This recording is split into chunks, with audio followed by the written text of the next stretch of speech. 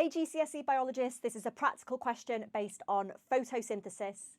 So students are investigating the presence of starch and glucose in the leaves of geranium plants. These are their results. So the two tests they did, they tested for glucose, so that would be using Benedict's reagent and heating. They tested for starch, that would be using iodine solution, which would go blue-black. Now they tested two different types of leaves.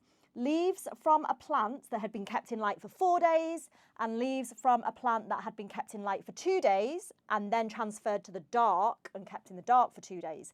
These are the results. Now the first question says, explain why the leaf kept in the light for 4 days contained both glucose and starch. We've got a strong positive, there's lots of glucose. We've got a positive for starch, there's lots of starch.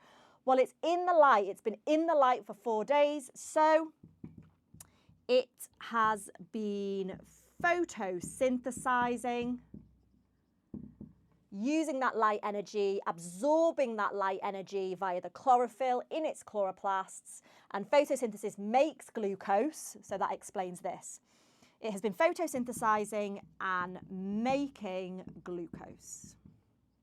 Or it has light energy for photosynthesis, which makes glucose. Why does it have starch? Because what it will do, it converts glucose to starch. Now, this is important. Don't just say it makes starch. You have to convey the idea that it's the glucose being converted to starch or the glucose being stored as starch.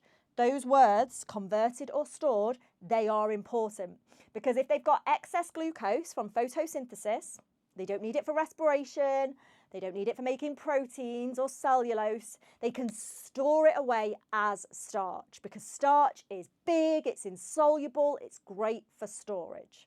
2 marks. Now, make sure you're following because I'm going to post the second half of this video and it's much, much harder. So follow the account, you can share this video with your friends. We're going to be thinking about this part of the table, much, much trickier.